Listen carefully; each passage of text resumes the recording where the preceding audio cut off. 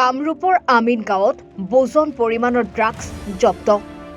SDFৰ অতিৰিক্ত আৰক্ষীৰ অধীক্ষক কল্যাণ কুমাৰ পাঠকৰ নেতৃত্বত চলা অভিযানত জব্দ বৃহৎ পৰিমাণৰ ড্ৰাগছখিনি।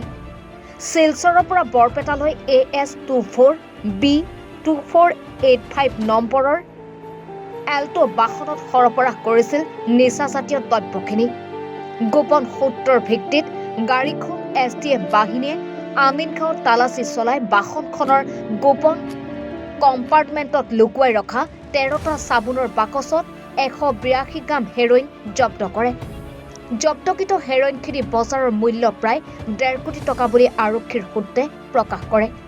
আৰক্ষীয়ে অভিযানত ড্ৰাগছ সৰবৰাহকাৰী শিলচৰৰ মাছুম চৌধুৰীৰ লগতে তেওঁ সহযোগী বৰপেটাৰ কাজী ছানোৱাৰ হুছেইনক গ্ৰেপ্তাৰ কৰে। উত্তৰ গুৱাহাটীৰ পৰা খগেশ্বৰ নাথৰ ৰিপৰ্ট, এনি ভাৰত 24।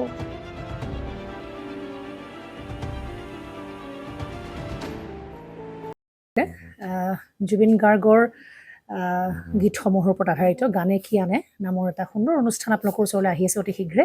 অহা 15 আগষ্টৰ পৰা ধেমাজিৰ পৰা প্ৰথম অডিশ্যন আৰম্ভ হ'ব আৰু সেই অডিশ্যনৰ যোগেদি বিভিন্ন কণ্ঠশিল্পীসকলে যিসকলে এই অনুষ্ঠানত যোগদান কৰিব বিচাৰে তেওঁলোকে এই অডিশ্যনৰ যোগেদি আগবাঢ়ি আহক আৰু জুবিন গাৰ্গৰ বহুত ভাল লগা গান আমি সদায় শুনি আহোঁ আৰু আপোনালোকৰ যদি ভাল লগা গান থাকে জুবিন গাৰ্গৰ আপোনালোকে গাই ভাল পায় তেন্তে অডিশ্যনত যোগদান কৰক। মোৰ ফালৰ পৰা আন্তৰিক শুভকামনা থাকিল এই সম্পূৰ্ণ অনুষ্ঠানটোলৈ।